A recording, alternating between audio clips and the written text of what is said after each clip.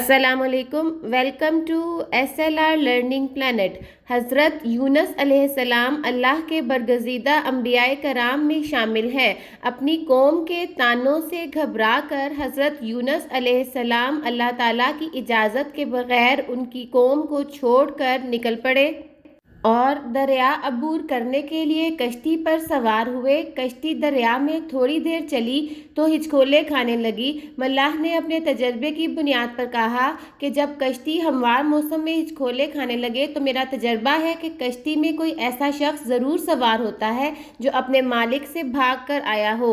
اس پر قرآن اندازی کی گئی۔ بالآخر قرہ حضرت یونس علیہ السلام کے نام پر نکلا، جس پر حضرت یونس نے کشتی کو بچانے کے لیے دریا میں چھلانگ لگا دی۔ جو ہی دریا میں کودے تو ایک مچھلی نے انہیں نگل لیا۔ وہ نہایت افسردگی کے عالم میں مچھلی کے پیٹ میں جا کر اللہ تعالیٰ کو پکارنے لگے، اے اللہ، تیرے سوا کوئی الہ نہیں، بے شک میں ظالموں میں سے ہوں۔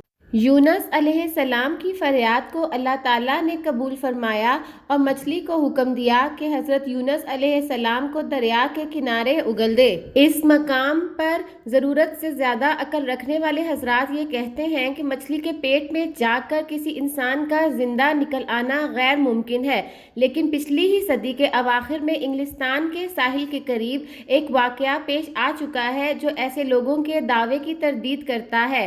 اگست 1891 میں ایک جہاز پر کچھ مچھیرے ویل کے شکار کے لیے گہرے سمندر میں گئے۔ وہاں انہوں نے ایک بہت بڑی مچھلی کو جو 20 فٹ لمبی اور 50 فٹ چوڑی اور 100 ٹن وزنی تھی، شکاریوں نے سخت زخمی کر دیا۔ مچھلی کو قابو کرتے ہوئے جیمز بارٹلے نامی ایک مچھیرے کو اس کے ساتھیوں کے سامنے مچھلی نے نگل لیا۔ دوسرے ہی روز وہی مچھلی اس جہاز کے لوگوں کو مری ہوئی ملی۔ انہوں نے بمشکل ہی اس جہاز پر چڑھایا۔ جب اس کا پیٹ چاک کیا گیا تو بارٹلے اس کے اندر سے زندہ برآمد ہوا۔